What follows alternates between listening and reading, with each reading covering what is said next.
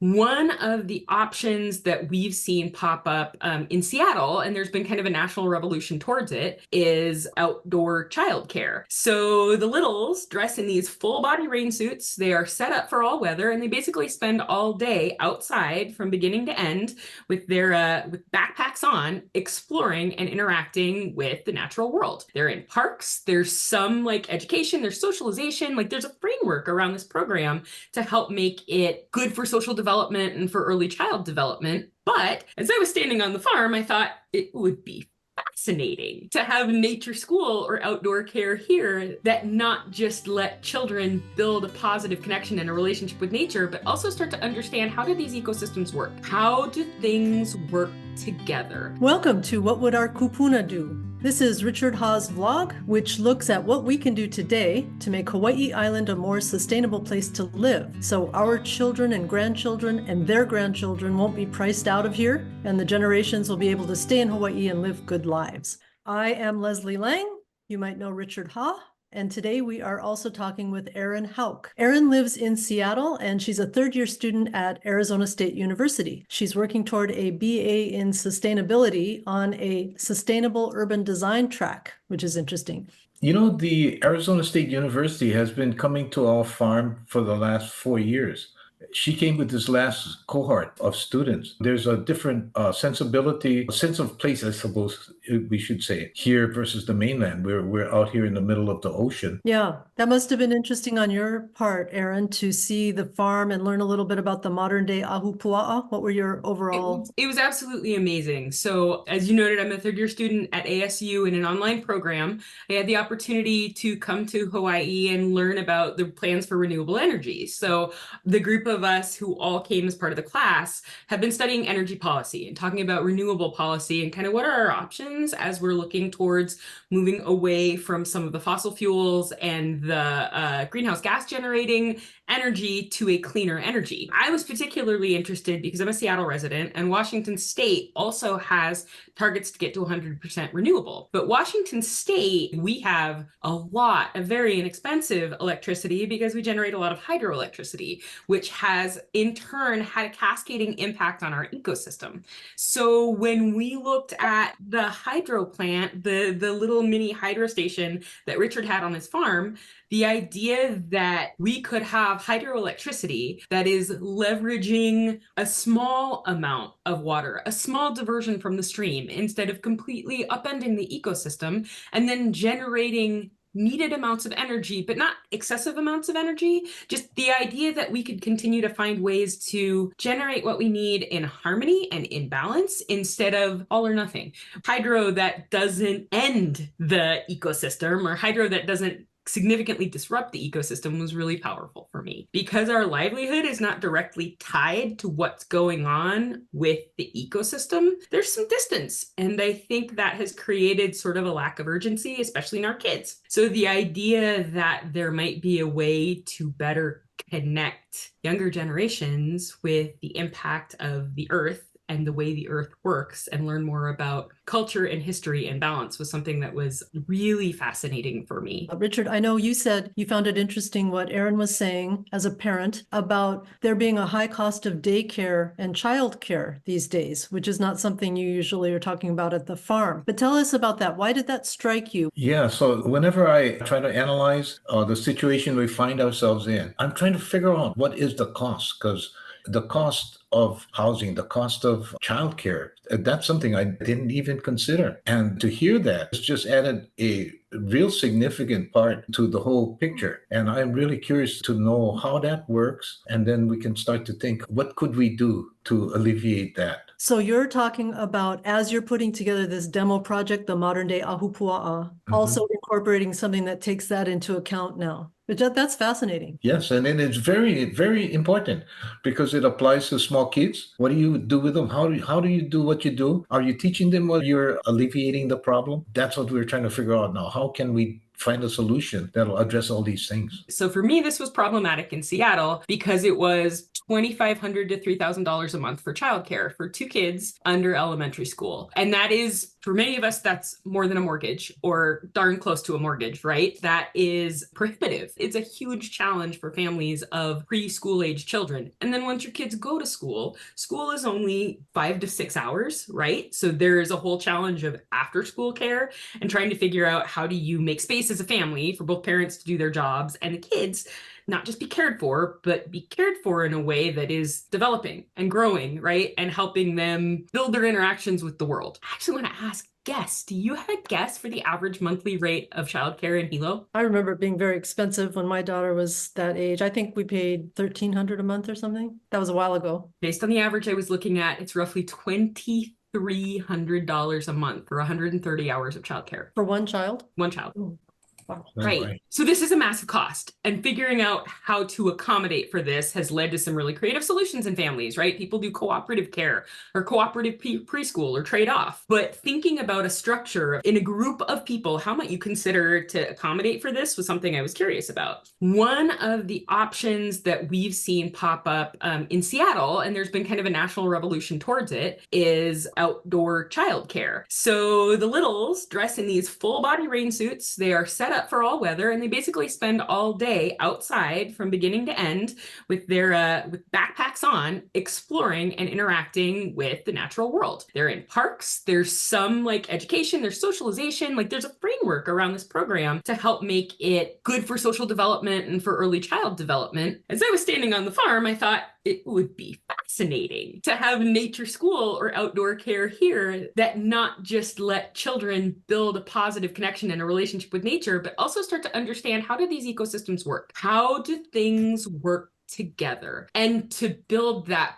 personal relationship that creates a sense of urgency and a sense of responsibility. Like, this is my world. This is my earth. I need to care for it, and it in turn cares for me. My food grows here, right? We build our shelters from materials we get here. We have to be in balance with this space because this is our space and it nurtures us. We have to nurture it. I think that's something that's missing for a lot of kids right now. And I think it would be really fascinating to explore how to develop that as part of the Modern-Day Ahupua'a in order to continue to grow and develop leaders who understand the importance of our relationship with the earth. Wow, that's fascinating. Yeah, no kid.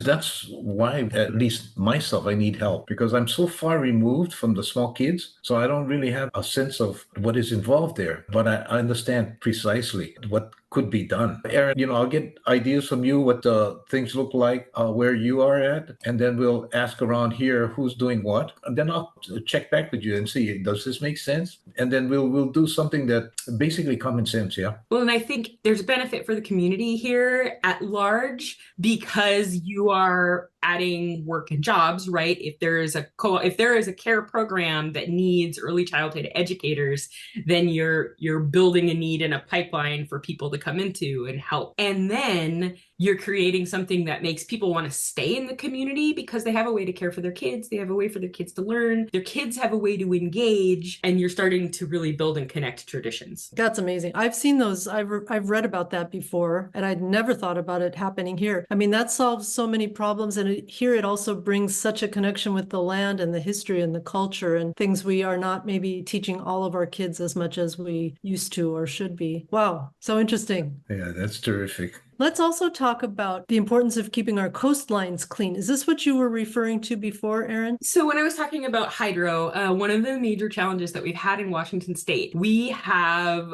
a very significant number of dams set up on the rivers inland. Those dams have impacted the salmon population. Salmon is a keystone species. The salmon population has in turn impacted the southern resident killer whale population. Our orca population is at an all-time low because they don't have salmon. And as a result, the whales that we have are are reducing in size. They are less healthy. Calves don't have as good a survival rate anymore because of the lack of food.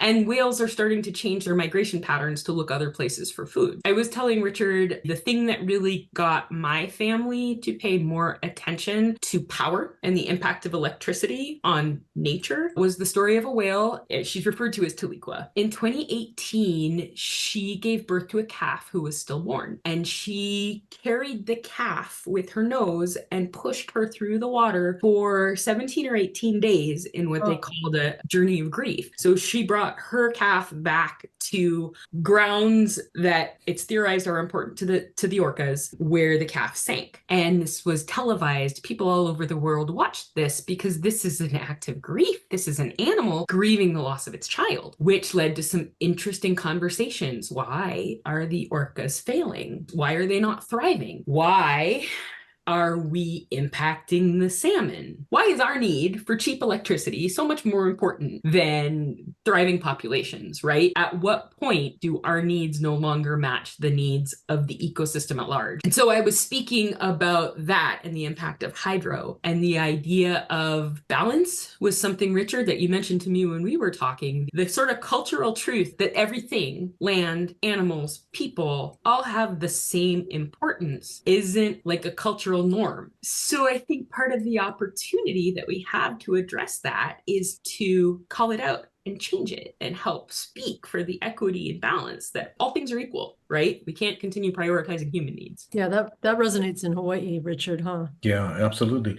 You know, when I really started paying attention was when I took this class from Kikui Kanakaole, it's Halau Ohia. They basically talked about living things. The humans are not more important than all other living things. All living things are equal. So they're referred to as divine brethren. There's reference to the tree people, the bird people, the fish people. And when you take a step back and you ask yourself, why is that? It's basically to balance the resources. Man is no more important than all living things. And that's why you have that kind of sensibility of what's going on. And when you look at it that way, wow, that makes sense. Because if you think that man is more important, then we get into big trouble going down into the future. I think you both have been talking too about the wisdom of our elders or our kupuna and its importance, how that works in combination with new technologies, how we're going to keep these relationships and connections going in something like the modern-day Ahupua'a. You know, as I think about that subject, doing a modern-day Ahupua'a, we generate our own electricity. We have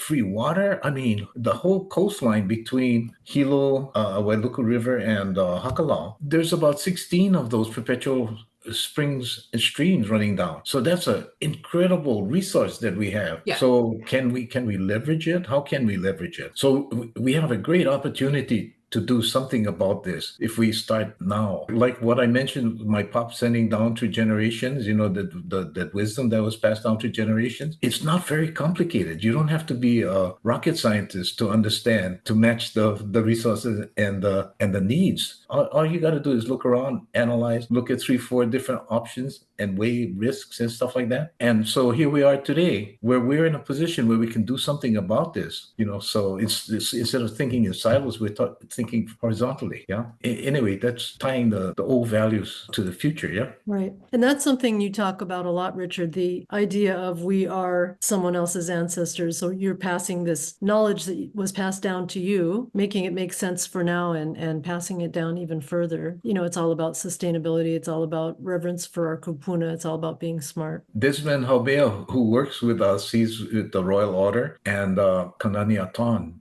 because they have this real solid values. And he told me that what we're doing is the keiki are kupuna in training. I never thought about it that way, but oh my, yeah, so that's our job, is to set them up so that they can be kupuna later on. That has such an impact on me. I see my 14-year-old, and sometimes, when you're parenting, you have to say the same thing over and over and over, and you kind of keep repeating it, and you wonder if it's sinking in, because that's parenting. And then you get to overhear your child having a conversation with another adult. What I hear him say and the way he's looking at the world just knocks me flat. It's sinking in. And not only is it sinking in, but it's also reshaping and germinating and changing and shifting. And he's applying it to other things in a way that makes me feel like, one, these kids are all right. Like the kids who are coming up today, they are putting some things together and doing things in a way that gives me such great hope for the future. And two,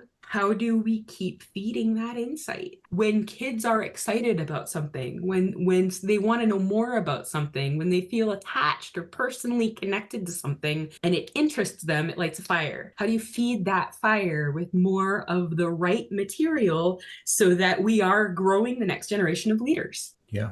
Yeah. And we got to do the right thing because we are their ancestors. So nothing can be more important than that. Yep. Yeah, it's my goal to be a great example and not a horrible warning. That's great. That's great. And I'd like to say this. I am so grateful to have met Erin and interact with these younger kids because I can see that they really would like to have the knowledge to be able to help future generations. I just feel so optimistic about future generations. I'm really happy about this. I was so grateful for the opportunity to receive the tour of your land and to see how these things all came together.